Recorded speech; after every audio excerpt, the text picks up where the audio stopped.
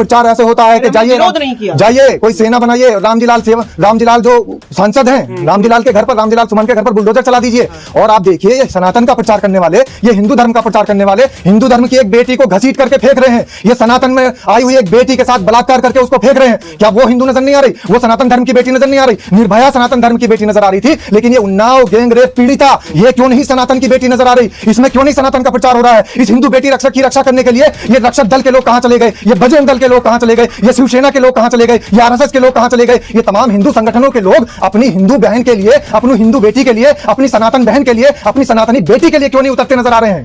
ये भी तो एक सवाल है। ये फैसला तो कोर्ट के द्वारा, क्या वो हिंदू बेटी नहीं है? कोर्ट के द्वारा फैसला हुआ, लेकिन कोर्ट के द्वारा जब फैसला होता है तब भारतीय जनता पार्टी का समर्थन करने वालों के गले के अंदर फूलमालाएं क्यों पहना दी जाती है? जो भारतीय जनता पार्टी की सदस्यता लेता है, चाहे वो बिल्किस बानो केस का हत्यारोपी हो, बलात्कारी हो, चाहे वो इशरत जहां एनकाउंटर का हत्यारोपी हो, बलात्कारी हो, चाहे वो उन्नाव की गैंग रेप की जो पीड़िता है उसका बलात्कारी हो या उसका हत्यारा हो, लेकिन भारतीय जनता पार्टी का अगर सदस्यता निकलता है, सदस्यता ग्रहण करे हुए होता है, तो तुरंत क्लीन चिट दे दी जाती है। और इस देश के तमाम न्यायालयों के अंदर बैठे हुए ऐसे जजेस वो भी इस बात को सुन ले कि मनुवादियों का पिट्ठू बनने से देश के अंदर काम नहीं चलेगा। ये देश लोकतांत्रिक देश है, ये कंट्री डेमोक्रेटिक कंट्री है, ये देश संविधान से चलता है। और कहां चली गई संविधान के वो अनुच्छेद? कहां चला गया आर्टिकल 25? कहां चली गई अभिव्यक्ति की आजादी? जब एक रेप पीड़िता को अपनी आवाज उठाने के लिए दिल्ली के अंदर उसको पुलिस घसीट करके फेंक देती है, तो फिर किस तरीके का डेमोक्रेटिक मुल्क है? किस तरीके का हमारे देश के अंदर संविधान चल रहा है? इस देश के अंदर कौन सा कानून चल रहा है? समझ लीजिए इस देश के अंदर हमारे देश के संविधान को खत्म करने की बात चल रही है। समझ लीजिए इस देश के अंदर हमारे संविधान को चुपके चुपके मिटाने की कवायद शुरू हो गई है। मंत्री कहते हैं कि उनका गांव तो उन्नाव है, दिल्ली कर क्या रही होगी? उन्नाव उनका काम है और दिल्ली क्या है? दिल्ली में मोदी जी क्यों बैठते हैं? फिर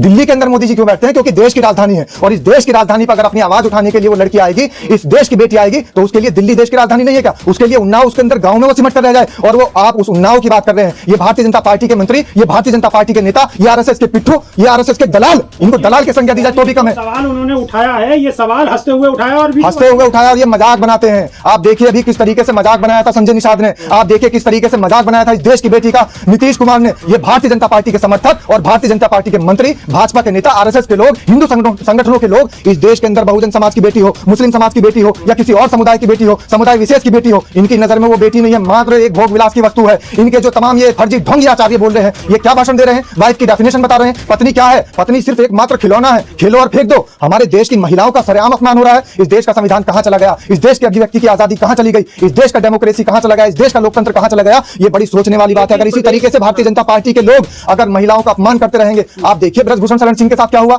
भारतीय जनता पार्टी में जो विपक्ष कहता है और कांग्रेस के तमाम नेता कहते हैं कि एक वॉशिंग मशीन लगी हुई है। एक तरफ से आप बलात्कारी डालो, दूसरी तरफ से मंत्री निकालो। एक तरफ से आप अपराधी डालो, दूसरी तरफ से सफेदपोश निकालो। एक तरफ से हत्यारोपी डालो, दूसरी तरफ से मंत्री और बहुत सारे विधायक सांसद निकालो। तो भारतीय जनता पार्टी की वॉशिंग मशीन में जो भी धुल करके निकलता है, अचानक से वो सफेदपोश कैसे हो जाता है? ब्रजभूषण शरण इस देश की वो बेटियां जो इस देश का सम्मान कराने के लिए दुनिया के पटल पर जाकर के इस देश का सर ऊपर उठा रही थी, लेकिन क्या किया उनके साथ में? उनके साथ बलात्कार हुए, उनके साथ में छेड़छाड़ हुई, उनका उत्पीड़न हुआ। और वो महिला पहलवान बेटियां जब जंतर मंतर पर खड़ी थी, तो इस देश की निरंकुश शासन ने, इस देश की निरंकुश सरकार ने उनका सर कुचलने का मस्जिद पे अगर कुछ होता था तो धार्मिक नारे लगते थे, जय श्री राम बोला जाता था, हनुमान चालीसा होती थी। अब चर्चों के बाहर भी ऐसा देखने को मिल रहा है। क्या एनालाइज किया आपने? देखिए ये धर्मनिरपेक्ष राष्ट्र है, यहाँ पर लोकतंत्र है, ये देश संविधान से चलता है। इस देश के अंदर धर्मनिरपेक्षता नजर आ रही है कि जब कभी ईसाइयों का, क्रिश्चियनों का त्योहार होगा तो वहां पर भी हनुमान चालीसा पढ़ा जाएगा। जब मुसलमानों का कोई ईद मिलादुन नबी या कोई और जुलूस मोहम्मदी या कुछ और त्योहार होगा तो वहां पर भी हनुमान चालीसा पढ़ा जाएगा। लेकिन बिना त्योहारों के, बिना क्रिश्चियन के, बिना सिख के, बिना मुस्लिम के, बिना पारसी के, बिना बौद्ध के, बिना जैन के, जब उनके त्योहार नहीं होते तो हनुमान चालीसा गायब होता है। इसका मतलब समझ लीजिए कि यही लोग पावर देने का काम कर रहे हैं। ये जो मुसलमान हैं, यही लोग हिंदुओं को पावर देने का काम कर रहे हैं। अगर इस देश से मुसलमान आप हटा दो, इस देश के अंदर से अगर आप इस्लाम हटा दो, तो फिर हिंदू क्या करेंगे? फिर ये भारतीय जनता पार्टी की राजनीति कैसे चलेगी? फिर आरएसएस के लोग किसको कोसेंगे? फिर ये किसको डराएंगे? किसका डर दिखाएंगे? आप देखिए आज हमारे देश के अंदर जितने भी टीवी चैनल्स पर डिबेट्स हो रही हैं, जितनी भी बहस हो रही हैं, जितने भी मुबाहिसा के प्रोग्राम चल रहे हैं, इनके अंदर से अगर आप इस्लाम, इनके अंदर से मुसलमान, इनके अंदर से मंदिर मस्जिद, इनके अंदर से पाकिस्तान अगर आप हटा दें तो भारतीय जनता पार्टी और आरएसएस की राजनीति खत्म हो जाएगी। खत्म हो जाएगी। मोदी जी तो खुद वहां पे गए थे, क्रिसमस मना रहे थे, और मोदी जी के जो भक्त थे वो क्या कर रहे थे? मोदी जी के जो पिट्ठू थे वो क्या कर रहे थे? नफरती गैंग के चिंटू क्या कर रहे थे? वो भगवे रंग का गमछा डाल करके इस देश के अंदर, इस देश के तमाम युवकों को, इस देश के नौजवानों को पीटने का काम कर रहे थे। तो अपने आप को देख तो लीजिए कि मोदी जी जाकर के वो क्रिश्चियनिटी का प्रचार कर रहे हैं, मोदी जी जाकर के चर्च के अंदर प्रेयर कर रहे हैं, लेकिन मोदी जी के पिट्ठू पिट्ठू, मोदी जी के चमचे, मोदी जी के गुर्गे क्या कर रहे हैं, मोदी जी के अंधभक्त क्या कर रहे हैं। मोदी जी के अंधभक्त हमेशा की तरह इस देश का आपसी सौहार्द खत्म करने का काम कर रहे हैं, इस देश की कौमी यकजहती मिटाने का काम कर रहे हैं। सनातन का प्रचार ऐसे होता है कि जाइए कोई सेना बनाइए। रामजी लाल जो सांसद हैं, रामजी लाल के घर पर, रामजी लाल सुमन के घर पर बुलडोजर चला दीजिए। और आप देखिए ये सनातन का प्रचार करने वाले, ये हिंदू धर्म का प्रचार करने वाले हिंदू धर्म की एक बेटी को घसीट करके फेंक रहे हैं। ये सनातन में आई हुई एक बेटी के साथ बलात्कार करके उसको फेंक रहे हैं। क्या वो हिंदू नजर नहीं आ रही, वो सनातन धर्म की बेटी नजर नहीं आ रही? निर्भया सनातन धर्म की बेटी नजर आ रही थी, लेकिन ये उन्नाव गैंग रेप पीड़िता ये क्यों नहीं सनातन की बेटी नजर आ रही? इसमें क्यों नहीं सनातन का प्रचार हो रहा है? इस हिंदू बेटी रक्षक की रक्षा करने के लिए ये रक्षक दल के लोग कहां चले गए? ये बजरंग दल के लोग कहां चले गए? ये शिवसेना के लोग कहां चले गए? ये आरएसएस के लोग कहां चले गए? ये तमाम हिंदू संगठनों के लोग अपनी हिंदू बहन के लिए, अपनी हिंदू बेटी के लिए, अपनी सनातन बहन के लिए, अपनी सनातनी बेटी के लिए क्यों नहीं उतरते नजर आ रहे हैं?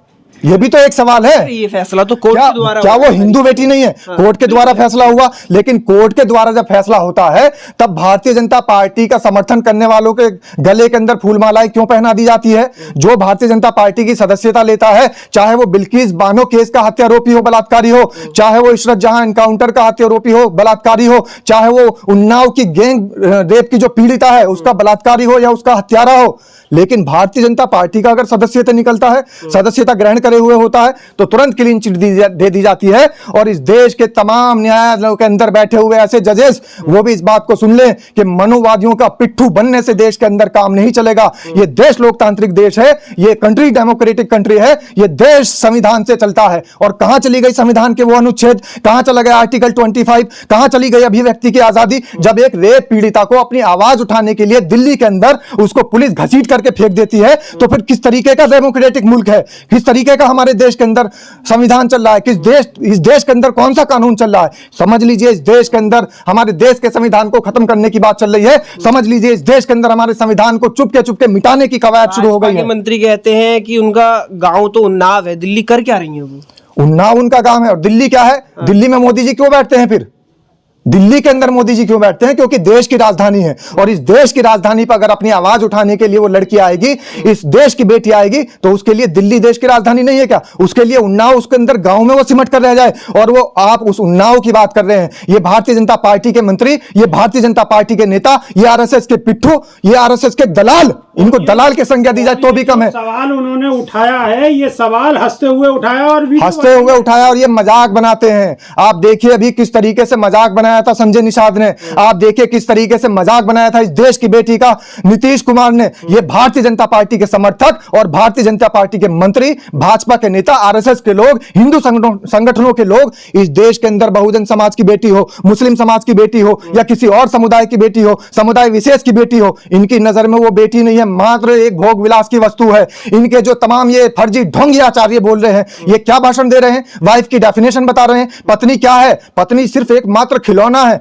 खेलो और फेंक दो। हमारे देश की महिलाओं का सरेआम अपमान हो रहा है। इस देश का संविधान कहां चला गया? इस देश की अभिव्यक्ति की आजादी कहां चली गई? इस देश का डेमोक्रेसी कहां चला गया? इस देश का लोकतंत्र कहां चला गया? ये बड़ी सोचने वाली बात है। अगर इसी तरीके से भारतीय जनता पार्टी के लोग अगर महिलाओं का अपमान करते रहेंगे, आप देखिए ब्रजभूषण शरण सिंह के साथ क्या हुआ।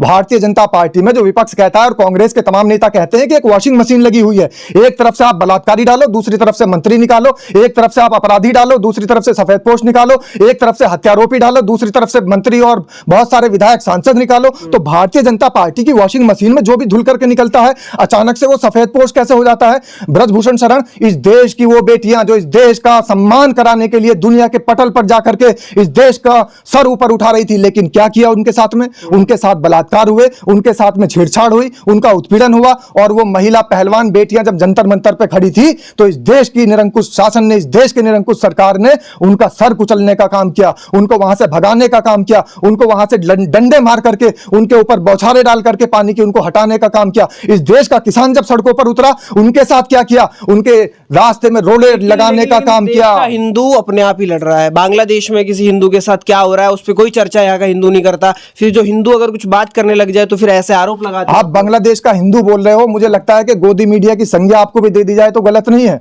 बांग्लादेश का हिंदू आपको हिंदू नजर आता है, अल्पसंख्यक नजर नहीं आ रहा। बांग्लादेश बांग्लादेश के अंदर हिंदू क्या है, वहां पर अल्पसंख्यक है, और इस देश के अंदर मुसलमान क्या है, अल्पसंख्यक है। जब हमारे देश के अल्पसंख्यकों पर अत्याचार होता है तो आपको नजर नहीं आता, दूसरे मुल्क के अल्पसंख्यकों पर अत्याचार हो रहा है तो आपको नजर आ रहा है। मैं कह रहा हूं ठीक है, भारतीय जनता पार्टी का एक नारा है वासुदेव कुटुंबकम, और पूरा विश्व एक कुटुंब है, लेकिन कुटुंब के हिंदुओं पर अगर अत्याचार हो रहा है तो इस देश की सरकार क्या कर रही है? जब ये बांग्लादेश की तस्लीमा नसरीन जो कि पूरे एक समुदाय विशेष को टारगेट करके आई और उनके प्रोफेट पे इल्जाम लगाकर आई, लांछन लगाकर आई, और एक पूरे समुदाय के, इस देश के एक बड़े तबके के निशाने पर वो महिला थी, तो भारतीय सरकार ने क्या काम किया? उसे अपने यहां रखने का काम किया। तो आप उसको तो सहयोग कर रहे हैं जो मुसलमानों के विरोध में है, लेकिन जो वहां पर हिंदू भाई मारे जा रहे हैं उनकी कोई चिंता नहीं है, क्योंकि आपका जो ड्रामा है, आपका जो ढकोसला है, आपका जो फर्जी सनातन है, आपका जो हिंदुत्व का मुद्दा है, बिल्कुल फर्जी है। सिर्फ वोट लेने के लिए हिंदुत्व का मुद्दा नजर आता है। बाकी हिंदू क्या कर रहे हैं? बाकी हिंदू आपके झंडे उठाते हुए मौत के घाट उतारे जा रहे हैं। बाकी हिंदू क्या कर रहे हैं? आप जय श्री राम का नारा लगा करके दंगा भड़काने का काम कर रहे हैं। मर्यादा भूल गए आप श्री राम की। मर्यादा पुरुषोत्तम राम कहा जाता है श्री राम को, लेकिन आप देखिए जहां पर दंगा होता है वहां श्री राम का नारा क्यों लगता है? यह सोची समझी साजिश है। सुनियोजित तरीके से भगवान श्री राम को भी इन्होंने नीचा दिखाने के लिए, उनका काम खत्म करने के लिए इस देश के अंदर उनको विलन बनाकर रख दिया। तो ये देश के तमाम जो बहुत सारे फर्जी हिंदू बने हुए हैं, फर्जी सनातनी बने हुए हैं, अब देश का एक एक युवा, इस देश की पूरी जनता समझ रही है कि इस देश के अंदर से संविधान खत्म किया जा रहा है। और फिर वही एक संविधान पकड़ लेते हैं, जात पात पकड़ लेते हैं और बरगलाने का काम करते हैं। चलिए ठीक है, संविधान नहीं पकड़ता, जात पात नहीं पकड़ता, लेकिन आप ये बता दीजिए इस देश के अंदर कल राष्ट्रीय प्रेरणा स्थल का उद्घाटन हुआ। इस देश के प्रधानमंत्री, यशस्वी प्रधानमंत्री ने इस देश के अंदर राष्ट्रीय प्रेरणा स्थल का उद्घाटन किया, और उस प्रेरणा स्थल के अंदर आप ये बताइए हमारे देश के प्रेरणा स्रोत कौन है? आप ही बता दीजिए कौन प्रेरणा स्रोत है? क्या सरदार वल्लभ भाई पटेल प्रेरणा स्रोत नहीं है? क्या बाबा साहब भीमराव अंबेडकर प्रेरणा स्रोत नहीं है? क्या मौलाना अबुल कलाम आजाद प्रेरणा स्रोत नहीं है? फिर कौन है इस देश के प्रेरणा स्रोत? इस देश के प्रेरणा स्रोत, वहां पर उनकी मूर्तियां, उनकी प्रतिमाएं लगा दी गई। इस देश के अंदर उनको प्रेरणा स्रोत बना दिया गया जो संविधान के विरोधी थे। संविधान सभा के अंदर से श्यामा प्रसाद मुखर्जी इस्तीफा देकर के चले गए थे। खुद बोलते हैं हमारे देश का प्रधानमंत्री जो है वो आरएसएस की विचारधारा से आता है, और आरएसएस की जो विचारधारा है सेवा की विचारधारा। आरएसएस की विचारधारा मुखबरी की विचारधारा है, आरएसएस की विचारधारा गुलामगिरी की विचारधारा है, आरएसएस की विचारधारा संविधान के विरोध की विचारधारा है, आरएसएस की विचारधारा इस देश के अंदर महिलाओं के अपमान की विचारधारा है, आरएसएस की विचारधारा गैर बराबरी की विचारधारा है, आरएसएस की विचारधारा एक समुदाय विशेष को टारगेट करके उसको नीचा दिखाने की विचारधारा है, आरएसएस की विचारधारा यहां पर जो उद्योगपति है उनको बढ़ाने की और गरीबों को और गरीब करने की विचारधारा है। इस विचारधारा को कोई नहीं मानता। आप अगर आरएसएस की विचारधारा को ऊपर बताना चाहते हैं और ऊपर रखना चाहते हैं तो मैं चैलेंज करता हूं आपको, और पूरे जितने भी तमाम नफरती गैंग के चिंटू वीडियो देख रहे हैं उनको भी पूरा चैलेंज है कि आरएसएस के किसी एक स्वतंत्रता संग्राम सेनानी का नाम बता दीजिए, आरएसएस के किसी एक व्यक्ति का नाम बता दीजिए जिसने इस देश को आजाद कराने में अपना खून बहाया हो, जरा सा भी कोई योगदान दिया हो, जरा सा भी कोई बलिदान दिया हो। एक कोई व्यक्ति बता दीजिए। अगर आप आरएसएस की बात करेंगे तो आरएसएस के तमाम लोग कहां नजर आएंगे? आरएसएस के लोग नजर आएंगे अंग्रेजों की गुलामी करते हुए। आरएसएस के लोग कहां नजर आएंगे? कौन था वीरभद्र तिवारी जिसने चंद्रशेखर आजाद को गोली मरवाने का काम किया था? जब अंग्रेज चंद्रशेखर आजाद को नहीं ढूंढ पा रहे थे तो यही वीरभद्र तिवारी, यही आरएसएस का पिट्ठू था जिसने अंग्रेजों को मुखबरी करके और चंद्रशेखर आजाद हमारे देश के क्रांतिकारी को मरवाने का काम किया था, अंग्रेजों को वहां तक पहुंचाने का। यह इतिहास गलत है। तो आप सही इतिहास बता दीजिए। सही इतिहास क्या उदय मान सिंह को बताएंगे? क्या सही इतिहास टोडर मल का पढ़वा कर बताएंगे? क्या सही इतिहास गोलवलकर का पढ़वा कर बताएंगे? क्या सही इतिहास आप श्यामा प्रसाद मुखर्जी का बताएंगे? क्या सही इतिहास जो है पंडित दीनदयाल उपाध्याय का बताएंगे? सही इतिहास जो है आप क्या दत्तात्रेय होसबोले का बताएंगे? कांग्रेस वालों ने आरएसएस का जो इतिहास है बदल करके ये पत्रकार महोदय, ये वो लोग हैं जिनका इतिहास सुनहरे अक्षरों में लिखा हुआ है कि ये मुखबिर थे अंग्रेजों के और डिवाइड एंड रूल की नीति करने के साथ साथ अंग्रेजों के साथ मिले हुए थे। ये इनका इतिहास है। ये इतिहास पढ़ाया जाए। तबाह जो किया है अंग्रेजों को वो आरएसएस ने किया। मैं तो कहता हूं, मेरा विनम्र निवेदन है भारतीय जनता पार्टी के लोगों से, आरएसएस के लोगों से और तमाम इस देश की सरकार में बैठे मंत्रियों से कि आरएसएस का इतिहास बच्चों को पढ़ाया जाए। आरएसएस का इतिहास बच्चों को बताया जाए कि गोलवलकर जब अंबेडकर के पास गए थे 1927 में, जब मनुस्मृति का दहन करने से पहले गोलवलकर को अंबेडकर ने एक करारा तमाचा मारने का काम किया था और गोलवलकर को अंबेडकर ने यह कहा था कि ये जो आरएसएस है वो जहरीला पेड़ है, आने वाली तमाम नस्लें इस जहरीले पेड़ के अंदर डूबी रहेंगी और ये तुम्हारा जहरीला पेड़ यानी ये तुम्हारा आरएसएस हमेशा जहर फैलाता रहेगा। ये आरएसएस की सच्चाई है। तो पढ़ाइए आप अपने बच्चों को आरएसएस की सच्चाई, बताइए इतिहास आरएसएस का, बताइए उनको कि दत्तात्रेय होश बोले क्या कर रहे थे, बताइए वीरभद्र तिवारी कौन था, बताइए उदयमान सिंह कौन था, बताइए टोडरमल कौन था, बताइए जितने भी गद्दार थे इस देश के जो आरएसएस से जुड़े हुए थे, बताइए नाथुराम गोडसे कौन था। अगर इतना ही दम है इतिहास पढ़ाने का आरएसएस का, तो इस देश के तमाम बच्चों को इस देश के पाठ्यक्रम में सम्मिलित करके बताइए कि इस देश के अंदर गोडसे आजाद देश का पहला आतंकवादी था।